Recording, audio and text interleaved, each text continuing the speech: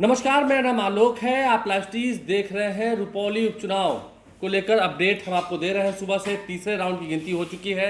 समरीन हमारे साथ है। समरीन, जो नतीजे सामने निकल के आ रहे हैं बिना किसी देरी के, हम स्क्रीन पर कहें कि नतीजे दिखाएं। देखिए स्क्रीन पर नतीजे दिखा रहे हैं।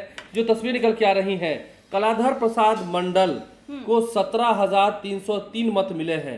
शंकर सिंह को आप देख ही रही हैं। बिल्कुल, शंकर सिंह को 12,950 यानी कि 12,950 मत मिले हैं। बीमा भारती तीसरे स्थान पर 7,856 वोट मिले हैं। कलाधर प्रसाद मंडल तीसरे चक्र की मतगणना के बाद भी 4,353 वोट से आगे चल रहे हैं। कलाधर मंडल लगातार आगे चल रहे हैं, लगातार आगे चल रहे हैं। हमने देखा है कि 8 बजे से ही काउंटिंग शुरू हो गई है और तब से जो है बढ़त बनाए हुए हैं कलाधर मंडल। ये बड़ी बात है आलोक, ये बड़ी बात है। और बीमा भारती इस तरह से पिछड़ती हुई दिखाई दे रही है। नहीं, अगर ट्रेंड 3 राउंड की गिनती हो चुकी है, अगर 2 चक्र की मतगणना के बाद यानी कि 5 राउंड की गिनती के बाद भी हाल ये रहा, तो ये क्लियर हो जाएगा कि बीमा भारती चुनाव नहीं जीत रही है। बिल्कुल बिल्कुल, बीमा भारती अब चुनाव नहीं जीत रही है। भले ही आरजेडी ने कितना प्रचार प्रसार किया हो, तेजस्वी यादव गए हो, हालांकि नीतीश कुमार भी गए थे प्रचार प्रसार करने, लेकिन बीमा भारती चुनाव अब जीतने वाली नहीं है। जो दिख रहा है, जो ट्रेंड दिख रहा है, रुपौली में ये हाल है। रुपौली में ये जहां हाल से है, विधायक रही है 5 बार विधायक रही है बीमा भारती रुपौली से। एक बार निर्दलीय भी रही जी। और वही बात वो याद भी दिला रही थी इस बार मुख्यमंत्री नीतीश कुमार को। लेकिन आलम ये है,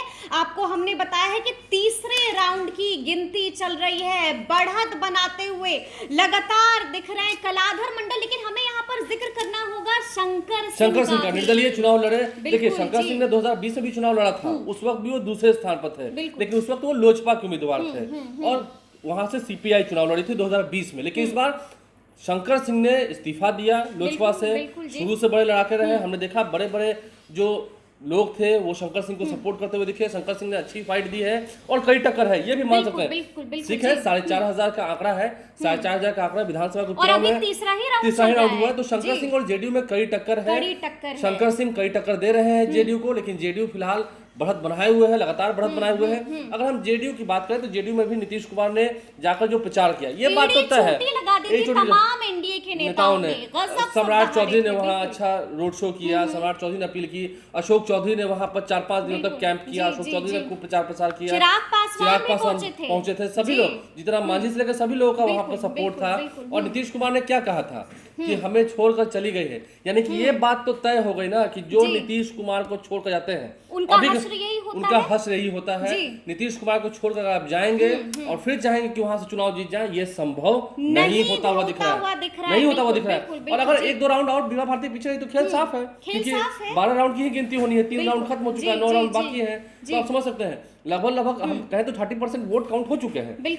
58% वहां पर वोटिंग हुई है। तो ऐसे में देखना यह है कि यहाँ पर जीत किसकी होती है, हार किसकी होती है, क्योंकि जेडीयू और शंकर सिंह में इंडिपेंडेंट शंकर सिंह, देखिए कैंची छाप पप्पू यादव जीते थे। पप्पू यादव चुनाव जीते थे। इंडिपेंडेंट, तो इंडिपेंडेंट का बोलबाला रहा है। तीर चलेगी या कैंची सबको काट देगी, ये आने वाला वक्त ही तीर और कैंची में लड़ाई हो रही है। देखना ये होगा, क्योंकि तीर छाप जो है वो कलाधर प्रसाद मंडल के पास था। वो एनडीए के उम्मीदवार थे। वहां पर खूब दमखम लगाया गया, एनडीए के नेताओं ने खूब प्रचार किया, क्योंकि वो सीट शुरू से एनडीए की रही है, जेडीयू की रही है। जेडीयू वहां से जीतती रही है। बीमा भारती नहीं है तो ठीक है, बीमा भारती ने नीतीश कुमार को नहीं बनाया ना, ये बात तय है। नीतीश कुमार ने आशीर्वाद दिया। नीतीश कुमार के आशीर्वाद से कई लोग आज एमपी एमएलए हैं, सांसद हैं, कई लोग हैं। तो ये अलग बात है। संजय झा वहां अच्छा परफॉर्मेंस दे रहे थे, उन्होंने प्रचार प्रसार किया। और सबसे बड़ी तारीफ अगर हम करेंगे लेसी सिंह की, लेसी सिंह ने कैंप किया, वहीं रहे। इन दिनों हम देखे थे कैबिनेट की जब मीटिंग पटना में हुई थी, वो यहाँ नहीं थी, क्योंकि वो वहीं कैंप कर रही थी, वहां वो चुनाव प्रचार कर रही थी और प्रचार प्रसार में काफी वो व्यस्त थी। लेसी सिंह की मेहनत भी रंग लाई है। लेसी सिंह ने खूब प्रचार किया है। सामने में तमाम जो उम्मीदवार रहे हो, लेसी सिंह और बीमा भारती में कुछ ऐसे वाला खड़ा रहा है 36 वाला, तो उठाकर पटक भी दिया अपनी प्रतिद्वंदी को। अब कहीं की कुछ नहीं बचना है। देखना यह रिजल्ट क्या होता है। बिल्कुल, तो चलिए अब देखेंगे कि आगे क्या कुछ होता है। फिलहाल जेडीयू आगे चल रही है। फिलहाल जेडीयू आगे चल रही है। दूसरे नंबर पे है शंकर सिंह और पिछड़ती हुई दिखाई दे रही है बीमा भारती। तो ऐसे तमाम अपडेट्स के लिए ऐसे ही हमारे साथ बने रहिएगा और देखते रहिएगा लाइव सिटीज। बहुत शुक्रिया।